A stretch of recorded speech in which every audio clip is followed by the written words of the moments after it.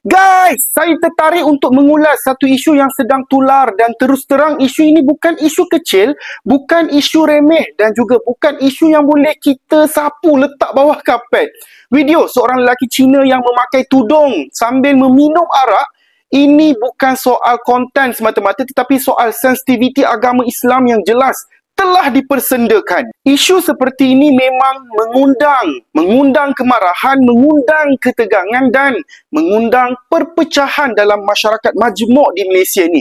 Soalan saya, kenapa perkara seperti ini boleh berlaku? Kenapa masih ada individu yang gagal memahami bahawa simbol agama Islam bukan untuk bahan gurauan, bukan alat sensasi dan bukan medium hiburan murahan macam ni. Perlu ditegaskan, Islam meletakkan garis yang sangat jelas tentang aurat, maruah dan adab. Tudung bukan sekadar kain, ia simbol ketaatan, identiti dan kesucian agama Islam.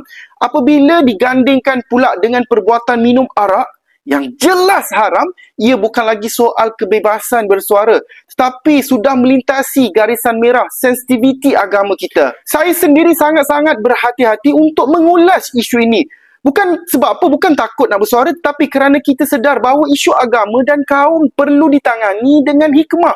Namun, berhati-hati tidak bermaksud berdiam diri apabila maruah agama kita dienjak-enjak macam ni. Dalam pada masa yang sama, saya juga memahami kebimbangan sebahagian masyarakat yang takut melabelkan saya sebagai ultra Melayu Islam. Saya takut rakan-rakan berbangsa Cina akan tersinggung dengan perkataan saya ini. Tapi saya nak jelaskan satu perkara, menegur penghinaan terhadap agama bukan isu perkauman. Ia adalah tuntutan keadilan dan saling menghormati dalam negara kita yang berbilang kaum ini. Persoalan yang besar yang perlu saya tanya, kenapa video seperti ini perlu dibuat? Apa tujuannya? Nakkan sensasi ke? Nak buat provokasi atau sekadar menunjukkan kejahilan? Dalam masyarakat majmuk seperti Malaysia, setiap individu sepatutnya faham satu prinsip yang asas, iaitu hormat apa yang sensitif bagi orang lain jika mahu diri sendiri untuk dihormati. Sebab itu saya ingin mengucapkan tahniah kepada Polis Diraja Malaysia PDRM kerana bertindak pantas menjalankan tangkapan dan membuat siasatan. Tindakan segera ini penting untuk meredakan ketegangan dan menghantar mesej jelas bahawa isu 3R iaitu agama, kaum dan juga raja bukan bahan mainan macam ni. Namun di sinilah timbul persoalan besar yang sering dibangkitkan rakyat.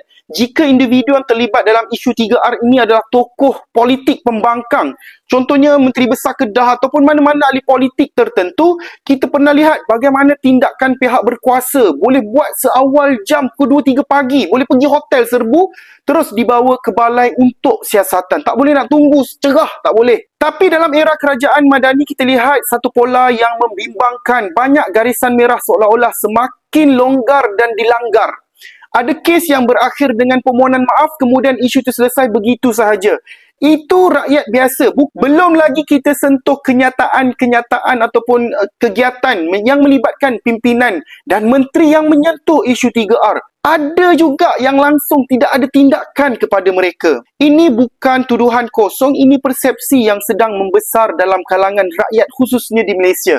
Persepsi bahawa undang-undang tidak lagi dilihat tegas dan konsisten, sebaliknya bersifat terpilih pula. Maka timbul satu soalan yang lebih besar dan berat. Sampai bila agama dan bangsa majoriti dalam negara ini perlu berlapang dada apabila agama mereka dipersendakan? Sampai bila kita hanya diminta untuk bersabar dan terus bersabar? Adakah ini berlaku kerana sifat kerajaan kita pada hari ini? Adakah kerana konsep kerajaan Madani itu sendiri terlalu longgar taksirannya? Atau adakah kerana kedudukan parti seperti DAP dalam struktur kuasa mereka sekarang yang besar ni, sehingga kan sensitiviti umat Islam tidak lagi diberikan keutamaan? Ini bukan soal membenci mana-mana kaum ataupun parti, ini soal keadilan, konsistensi dan maruah. Jika kita benar-benar mahukan perpaduan, maka undang-undang mesti dilihat adil. Sensitiviti mesti dihormati dari semua arah, bukan satu pihak sahaja yang diminta beralah tanpa henti. Akhir sekali saya ingin tegaskan satu perkara, Malaysia hanya boleh kekal aman jika setiap kaum dan agama menjaga batas. Kebebasan tanpa adab hanya akan melahirkan kekacauan dan toleransi tanpa sempadan hanya akan memakan diri. Soalnya sekarang, adakah kita masih serius untuk menjaga kehormatan ini di Malaysia ni, atau kita sedang membiarkan ia perlahan-lahan runtuh atas nama kebebasan bersuara?